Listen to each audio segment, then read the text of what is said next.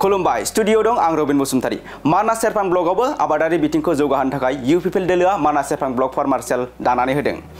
सावरायनायनि गेजेरजों दाफुंजानाय मानास सेरफां block farmer सेलनि आफादगिरि मासियाव मोनदोल बर' आरो नेहाथारियाव ध्रुब बसुमतारी मोनखौ सायख'ना बिबान होनाय जायो।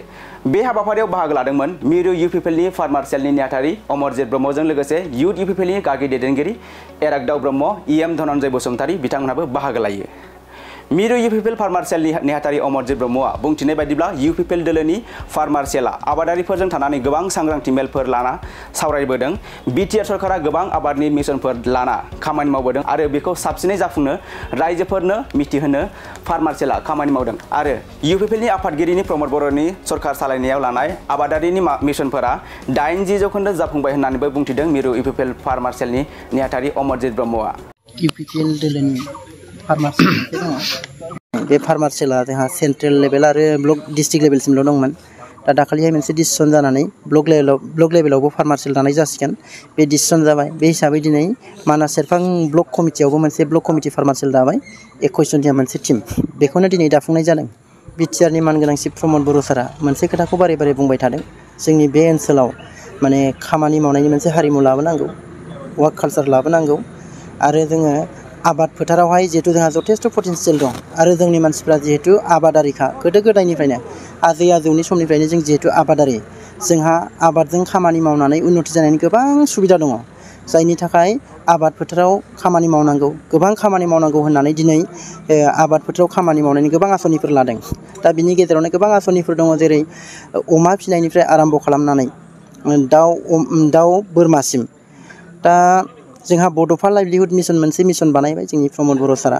दा बेनि सिङावनो जोंहा बड'लेण्ड पिक मिशन दङ, माने बड'लेण्ड सेरिकालचार मिशन दङ, गड मिशन दङ, बिदिनो गोबां हेन्दलुम मिशनसिम गोबां मिशनफोर दङ। बे मिशनफोरनि गेजेरावहाय दा नैबे एग्रिकालचार डिपार्टमेन्टआवहाय जिहेतु जोंहा जथेस्थ' पटेनसियेल दङ। बाहाय जोंनि आबादारिफ्रा जिहेतु आइडियाबो दंखायो। दा खिन्थु जोङो आन्दायनानै दङ। दा बेखायनो जोंनि आबादारिफोरखौ ट्रेनिं होनानै केपासिटि बिल्डिं ट्रेनिं होनानै गोबां खामानि मावहोनो लादों। दा अर्गेनिक हाब बानायनांगौ होननानै बुंदों। दा अर्गेनिक हाब बानायनोबा जोंनि मानसिफ्रा अर्गेनिकनि नलेज थानांगोन। दा बिनि ट्रेनिंआबो सोलिगासिनो दङ आरो जोंनि फार्मार सेलआ आबादारिफोरजों गोबां बाथ्रा सावरायनानै गोबां एवारनेस लाबोबाय। दिनै बे लेभेलसिम लाबोदों आबादारिफोरखौ। दा आबादारिफ्राबो मेन्टेलि प्रिपेयार जाबाय। गोदोथ' गाव न'आव जानो ददाब्लासो आबाद मावोमोन, गावनि न'आव सोलिनो थाखायल'। खिन्थु कमार्शियेल पार्पसाव रावबो आबाद मावामोन। दिनै कमार्शियेल पार्पसाव आबाद मावनोबो दिनै जोंनि आबादारिफ्रा आवगायबोबाय। बे जोंनि थाखाय मोजां सिम्बल आरो बेनि थाखाय जों बिटिआरनि मानगोनां चिफ प्रमद बर' सारखौ धन्यबाद होनांगोन। माने आगोलनि चिफ मानगोनां हाग्रामा महिलारिनि दैदेननाय बिटिसि सरकारा मा खालामदोंमोन जोंनि मानसिफोरखौ अलसिया खालामजोबदोंमोन। कन्ट्रेक्ट मावनायनि लामाखौल' बिथांमोना होदोंमोन। इजि मानिनि उनाव जोंनि मानसिफोरखौ लाइमोन सेंग्रा सिख्लाफोरखौ खारहोदोंमोन। दा जायनि थाखाय जोंनि वर्क कालचारानो गोमादोंमोन।